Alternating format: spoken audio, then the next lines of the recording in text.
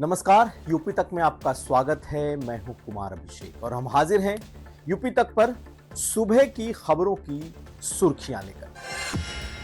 आज कौन सी वो खबर है जो सुर्खियों में रहने वाली है, कौन सी ऐसी खबरें हैं जो कि सुर्खियां बनी हुई हैं और आज किन खबरों ने सबसे ज्यादा सुर्खियां बटोरी हैं। जी हां, हम हाजिर हैं अपना सुबह का बुलेटिन सुर्खियां लेकर। मैं हूं कुमार अभिषेक। आज मंगलवार है और आज 1 अप्रैल है। तो सबसे पहले शुरू करते हैं आज की सुर्खियों से। तो मुख्यमंत्री योगी आदित्यनाथ का एक दूसरा पॉडकास्ट आज दिन भर की सुर्खियां रहने वाला है। मुख्यमंत्री ने न्यूज एजेंसी पीटीआई को एक पॉडकास्ट में क्या कहा है, हम आपको ये बताएंगे। ये भी जानिए कि सबसे ज्यादा किस बात की चर्चा कल दिन भर रही और आज जो बातें, जो खबरें आई हैं जो मीडिया में, उसमें उत्तर प्रदेश के ईद की बहुत चर्चा है। ईद कैसे संपन्न हुई, ईद में कहां कहां शांतिपूर्ण तरीके से ईद हुआ, कहां थोड़ा बहुत विरोध हुआ, खासकर वक्फ का, और कहां पर आपस में ही कुछ टकराव हुआ। इसके अलावा पुलिस की व्यवस्था कैसी थी और किस तरीके से उत्तर प्रदेश में ईद उल फित्र का ये पूरा त्योहार संपन्न हुआ है, हम आपको ये बताएंगे। सियासत की खबरों में देखें, यूं तो मुख्यमंत्री का जो पॉडकास्ट है उससे बहुत सारी खबरें निकली हैं, खासकर आने वाले वक्त में प्रधानमंत्री बनने के उनके सवाल पर। लेकिन अखिलेश यादव ने एक बार फिर ईद के मुद्दे पर, ईद के अवसर पर जो बातें कही हैं वो चर्चा में है। और अखिलेश यादव को काउंटर करने के लिए बीजेपी ने किसे खड़ा किया है, कौन है वो नेता जो गौशालाओं के दुर्गंध से लेकर ईद पर अखिलेश यादव के खिलाफ न सिर्फ पूरे शहर में उन्होंने पोस्टर लगाए हैं, बल्कि अखिलेश यादव के खिलाफ बीजेपी ने उन्हें सामने किया है। तो आज की सुर्खियों में इन तमाम खबरों पर हम चर्चा करेंगे।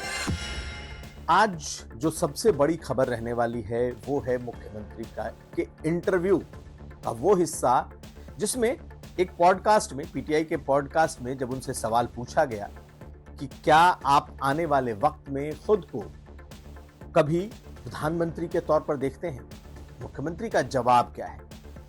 मुख्यमंत्री के जवाब का जो क्रक्स है वो ये कि वो खुद को फुल टाइम पॉलिटिशियन नहीं मानते, यानी कि उनकी ऐसी कोई महत्वाकांक्षा नहीं है कि वो सांसद रहे, उसके बाद मुख्यमंत्री बन गए हैं और अब उनके लिए प्रधानमंत्री की इच्छा ऐसी है कि वो पीएम बनना चाहते हैं। यानी कि उन्होंने कहा है कि वो फुल टाइम पॉलिटिशियन नहीं है, और इसी में वो जवाब भी छुपा है जो पहले भी वो कहते रहे हैं कि उनकी इच्छा है कि वो सेवा करते करते दिल्ली की तरफ नहीं, गोरखपुर की तरफ चले जाएं, यानी कि अपने मठ में वापस जाएं।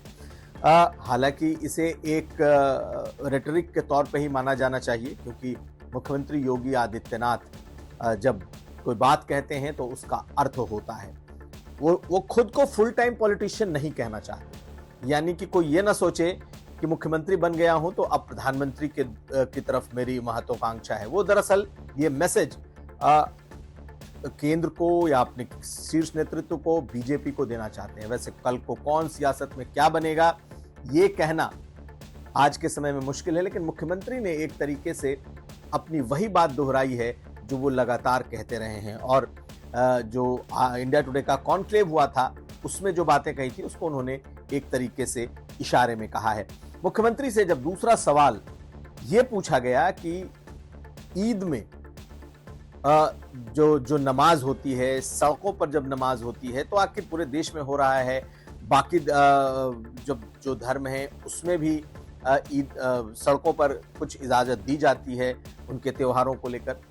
तो मुख्यमंत्री का जवाब कुछ उसी तरीके से सख्त लहजे में आया है और उनका कहना था कि किसी एक धार्मिक आयोजन के लिए क्या घंटों घंटों तक सड़क को रोकने की इजाजत दिया जा सकता है?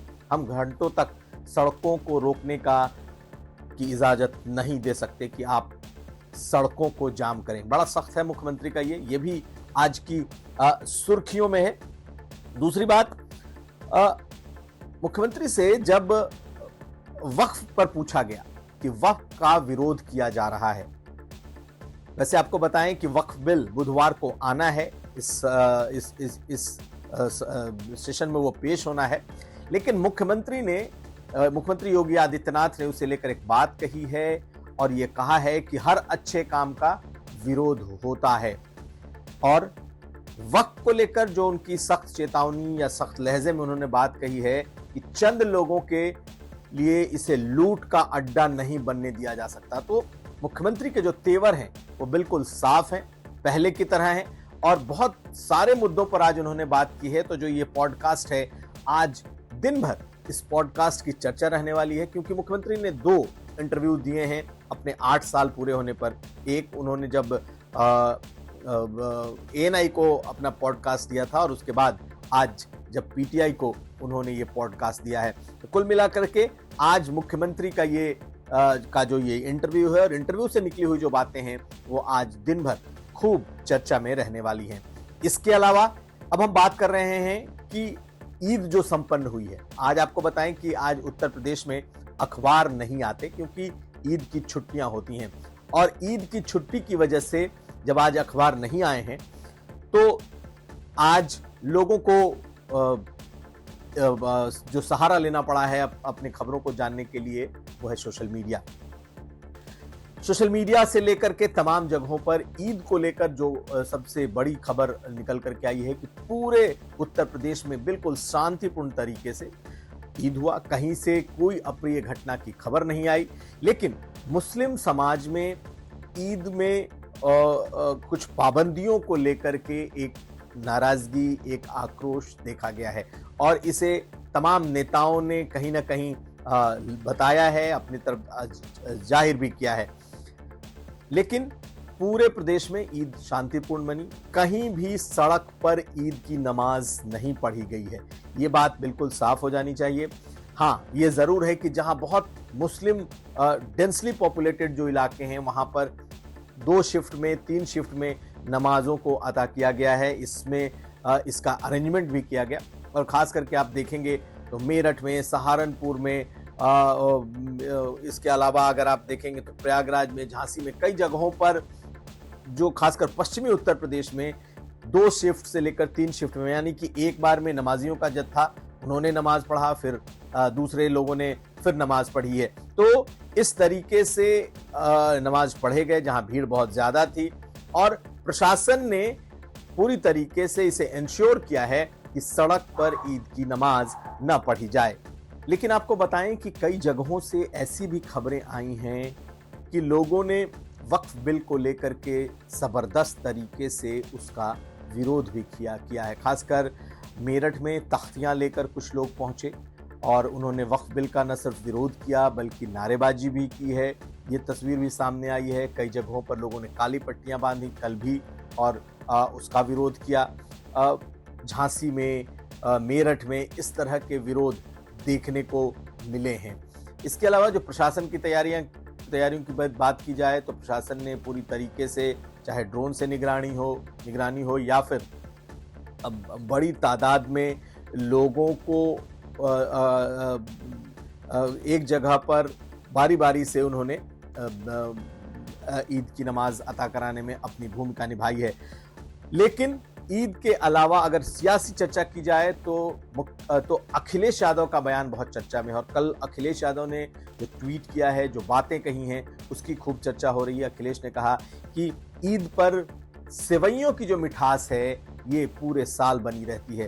तो अखिलेश यादव ने जिस तरीके से ईद को लेकर के बातें कही हैं और कुछ दिन पहले जो उन्होंने गौशाला को लेकर के अपनी बात कह दी थी कि गौशालाओं से दुर्गंध की बात जो की थी, इसे लेकर के बीजेपी ने उन्हें पूरी तरीके से घेर लिया है। बीजेपी के MLC हैं और नेता हैं सुभाष यदुवंश, उन्होंने पूरे शहर में पोस्टर लगा दिए अखिलेश यादव के खिलाफ और अखिलेश यादव के खिलाफ इन पोस्टरों के बाद उन्होंने इसे ईद से भी जोड़ दिया। उन्होंने ईद की सेवइयों को कहा कि अखिलेश यादव को उसमें तो मिठास दिखाई देती है, उसमें उन्हें मिठास मिलती है, लेकिन उन्हें गौशालाओं से दुर्गंध आती है। ये गोपालकों का, ये यादवों का, ये ऐसे लोग जिन्होंने गायों को पाला है, गाय जिनकी जीविका रही है, उसका अपमान है। तो कहीं ना कहीं अखिलेश यादव को इस पूरे मुद्दे से जोड़ने की कोशिश की गई है और ये सियासत अभी रुकने का नाम नहीं ले रही, क्योंकि अखिलेश यादव ने तो जो ये चर्चा की थी, दरअसल वो इत्र का जो शहर है कन्नौज, इत्र की सुगंध के साथ उन्होंने गौशालाओं के दुर्गंध को जोड़ा था और यही बात फिलहाल उनके गले पड़ती दिख रही है और कहीं ना कहीं उन्हें परेशान भी कर रही है। कल अखिलेश यादव ने एक बार फिर ईद के मौके पर मुख्यमंत्री योगी आदित्यनाथ और यूपी सरकार को जमकर घेरा था, फटकार लगाई थी, वो पहुंचे थे।